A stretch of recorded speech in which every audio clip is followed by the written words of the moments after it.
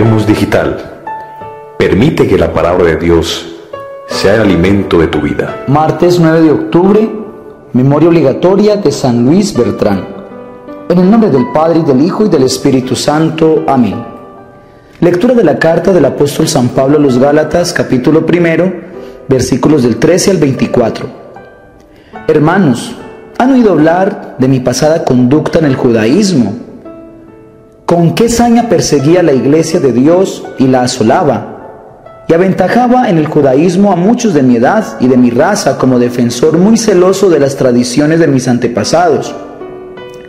Pero cuando aquel que me escogió desde el seno de mi madre y me llamó por su gracia, se dignó revelar a su Hijo en mí para que lo anunciara entre los gentiles, no consulté con hombres ni subí a Jerusalén a ver los apóstoles anteriores a mí, sino que enseguida me fui a Arabia y volví a Damasco.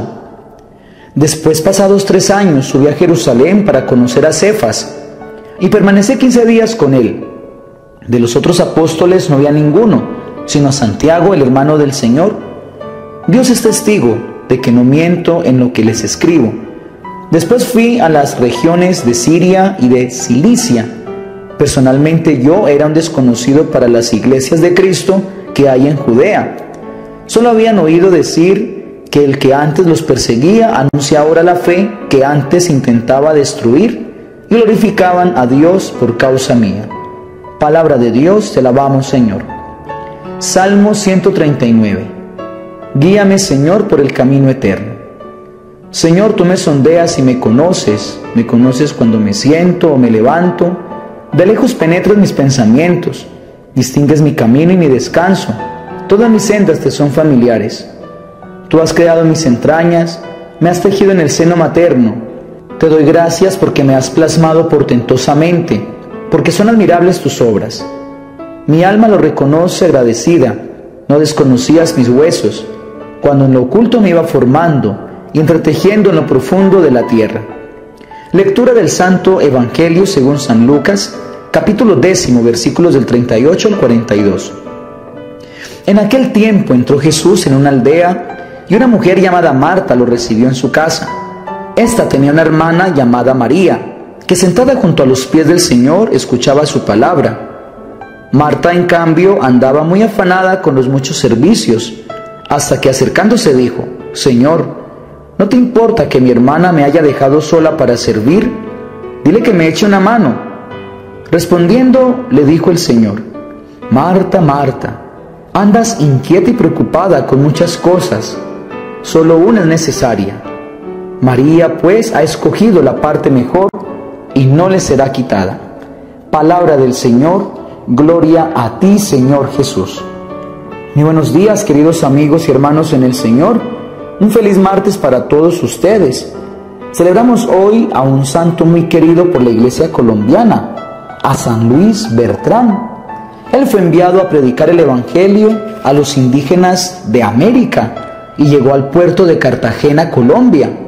Nació en Valencia, España, en el año de 1526. Siendo muy joven, se fue de la casa paterna para peregrinar a la tumba del apóstol Santiago en Compostela, España. Llegado a este lugar, sintió el deseo de abrazar la vida religiosa e ingresar a la orden de Santo Domingo. Fue ordenado sacerdote en 1547 y después de un tiempo conoció a un indio que los descubridores de América habían llevado a España. Este personaje le narró a San Luis cómo vivían los nativos allí, hecho que creó en el santo el deseo de partir al Nuevo Mundo. Solamente sabía hablar español y con la ayuda del Espíritu Santo, en poco tiempo aprendió a comunicarse con los indígenas. Con el Espíritu de Dios convirtió a la fe cristiana a miles de indios, predicando desde Panamá hasta el Golfo de Urabá. No solo predicaba y administraba los sacramentos, sino que también se convirtió en un valiente defensor de los aborígenes, pues los protegió y defendió de muchas injusticias y atropellos que cometían contra ellos. Regresó a Valencia y el 9 de octubre de 1581, tras sufrir una penosa enfermedad, Dios lo llamó para que descansara a su lado.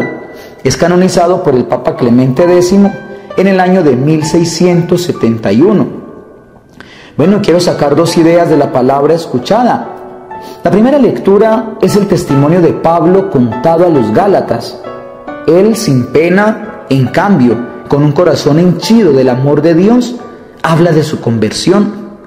Él se da cuenta que su conducta pasada seguía tradiciones, pero esa conducta no tenía a Dios, no entendía qué era tener a Dios, no actuaba como Dios, sino como los hombres. ¿Cuántos de nosotros llevamos una vida muy tradicional? Somos de tal familia, de tal pueblo, con un nombre social, pero con un corazón vacío de Dios. Recordemos esas palabras del Evangelio de la semana pasada. Alégrense de que sus nombres estén inscritos en el libro de la vida. Qué bueno, mis queridos hermanos, que nos hagamos un examen y analicemos bien nuestra conducta. ¿Con ella agradamos a Dios o a los hombres? Continúa el apóstol reconociendo que es Dios el que le escogió desde el seno de su madre y que solo con su gracia fue Pablo llamado a ser quien era. Todo es obra de Dios, entonces, ¿por qué no seguirlo? Y la otra idea es a propósito del Evangelio de hoy. Una escena muy conocida, el pasaje de Marta y María. Ellas nos muestran dos modos de servicio a Dios, dos maneras de glorificarlo y de adorarlo.